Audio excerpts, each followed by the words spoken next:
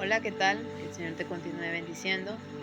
Hoy quiero hablar una palabra contigo que día a día nos sucede a nosotros en nuestras vidas, que es que al hombre sus caminos les parecen derechos, pero en realidad estos caminos siempre están torcidos. Esto es un proverbio que está en la palabra y que si analizamos, a veces nosotros muchas veces creemos que los caminos que nosotros forjamos o hacia donde nosotros nos dirigimos en nuestro horario, en nuestro calendario son los correctos. Pero el Señor te cambia esa perspectiva que tú tenías de un momento a otro.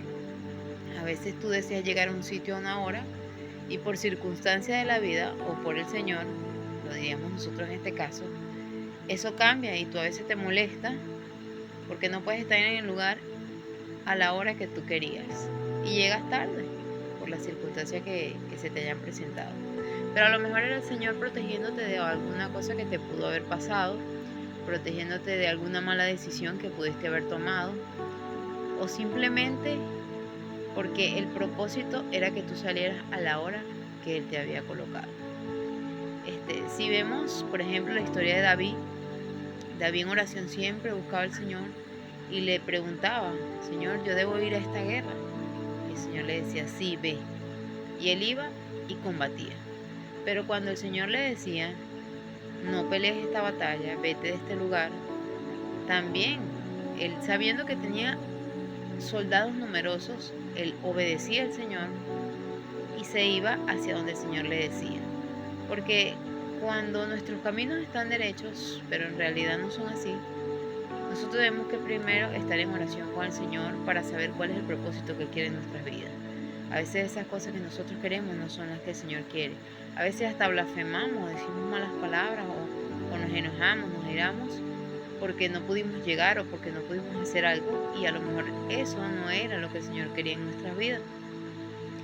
Eh, Jeremías se le presentó el rey Sedequías y le dijo, le consultó, que le preguntase al Señor qué debían hacer. Y este le dijo que se entregaran al rey de Babilonia y se dejaban llevar cautivos. Y ellos le dijeron que sí. Al principio le dijeron que sí iban a obedecer lo que él dijera, lo que mandara decir el Señor. Cuando él les dice esto, no obedecen lo que el Señor les manda decir por medio de Jeremías y deciden huir hacia otro lado. Cuando ellos huyen, a estos los matan a todos sus hijos, le matan a todas las personas que iban con él. Porque el Señor le decía, si tú te entregas a este rey, yo voy a permitir que los años que te queden de vida van a ser, no vas a tener la libertad, pero vas a estar vivo, no te va a faltar nada, no vas a estar en cautiverio como otros. Y ellos prefirieron, por su orgullo, por creer que sus caminos eran mejores que los que le había colocado el Señor, decidieron tomar otra decisión. Quiere decir que cuando nosotros vamos contra la decisión que el Señor coloca en nuestros caminos, nos pueden suceder malas cosas. Entonces, hermanos, cuando a ti te suceda algo, ponlo en oración al Señor. Y si el Señor no permite que tú salgas, si el Señor no permite que tú llegues a cierta hora, es porque así lo quiso Él y porque así fue permitido. Porque lo que es del Señor no añade tristeza. Quiere decir que si tú llegas tarde a un lugar, si tú no puedes ir hasta cierto lugar, pero llegaste tarde y llegaste, pero llegaste tarde, el Señor tiene preparado a que lo que tú vayas a hacer lo vas a hacer conforme a su voluntad y conforme a los caminos del Señor. Tenemos que aprender a escuchar los sí y los no del Señor. A veces el sí de nosotros no es el del Señor. Entonces tenemos que aprender a analizar, a redarguir la palabra para entender cuál es el propósito que Dios nos da en nuestra vida, para entender cuáles son los caminos que debemos forjar juntos con el Señor y no forjar nosotros nuestros propios caminos. Que el Señor te continúe bendiciendo y como siempre te digo, leer la palabra es fundamental en la vida de nosotros que queremos alcanzar esa salvación con nuestro Señor Jesucristo para vida eterna.